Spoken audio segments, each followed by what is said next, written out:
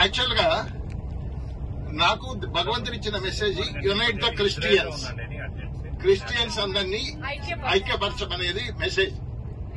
కనుక ఎవరు పిలిచినా పోతా నేను. మొట్టమొదట నా సంఘము, తర్వాత ఎక్కడికైనా పోతా.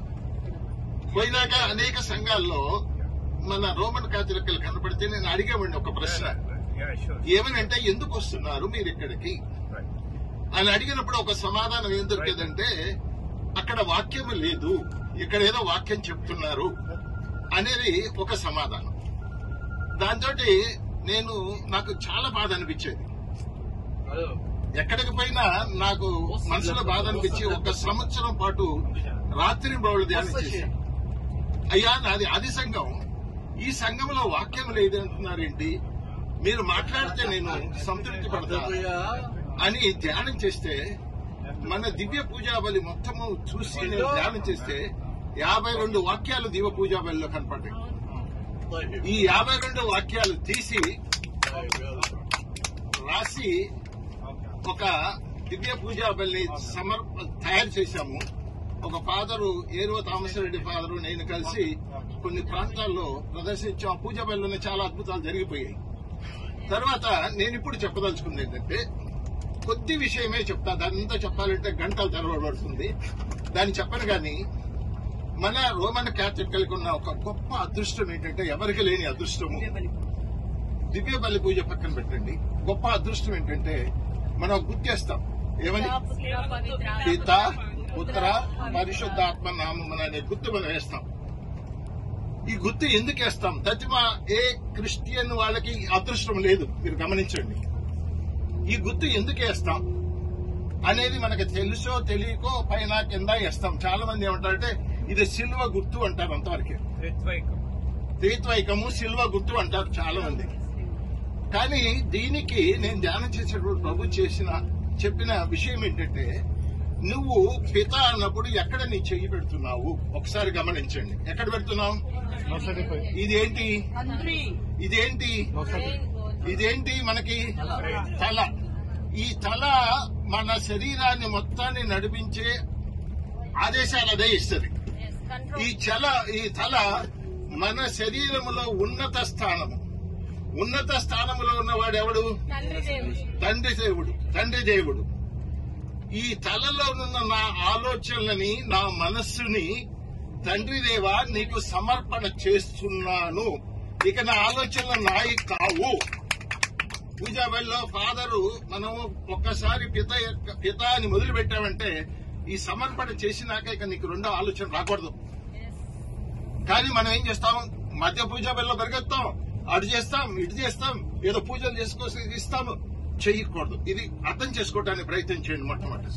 మొట్టమొదట మనము ఇక్కడ చెయ్యి పెట్టినప్పుడు మనం ఏం చేస్తామంటే, ఉన్నతమైన ఈ స్థానాన్ని, ఈ ఆలోచనల్ని, ఈ శరీరాన్ని నడిపించే ఈ తలలో ఉన్న ఆలోచనల్ని మొత్తాన్ని ఏం చేస్తామంటే మనము ఆ తండ్రి దేవునికి సమర్పణ చేస్తాము. అంటే ఇక నీ ఆలోచనలు నీవి కావు, అసలు నీకు సంబంధం లేదు. నీకు రెండో ఆలోచన రాకూడదు. నీ ఆలోచనలు మొత్తం తండ్రి నడిపించాలి అనే ఒక నిర్ణయానికి మనం రావాలి పూజాబలిలో పాల్గొనేటప్పుడు. రెండవ గుర్తు ఎక్కడ పెడతాం? హృదయం మీద పెడతాం. హృదయము దేనికి గుర్తు? దేవుని ఆలయం. అమ్మా, దేవుని ఆలయం కాదమ్మా. మనం మామూలుగా ఆలోచించండి. ఇక్కడ నుంచి రక్త ప్రసరణ జరుగుతుంది, గుర్తుపెట్టుకోండి. నీ జీవితాన్ని, నా జీవితాన్ని ఈ రక్త ప్రసరణ నియంత్రిస్తుంది, నడిపిస్తుంది, గుర్తుపెట్టుకోండి. అంటే ఈ శరీరము ఈ రక్త ప్రసరణ ద్వారా నడుస్తుంది, ఈ జీవము ఈ రక్త ప్రసరణ ద్వారా నడుస్తుంది. అంటే నా నడవడికని, నా జీవితాన్ని, నాలో ఉన్న రక్త ప్రసరణని నా కోసం రక్తము నడిపించిన యేసుక్రీస్తువా నీకు సంపూర్ణముగా సమర్పణ చేస్తున్నాను. ఇక ఈ శరీరము నాది కాదు, ఈ శరీరము నాది కాదు, నీ సొంతం. ఒకటి, ఆలోచనలు సొంతం చేస్తున్నాం దేవుడికి. రెండవది ఏమన్నా శరీరాన్ని సొంతం చేస్తున్నాము. మూడవదిగా మనం ఎక్కడ గుర్తు వేస్తామంటే, 2 భుజాల పైన గుర్తు వేస్తాం.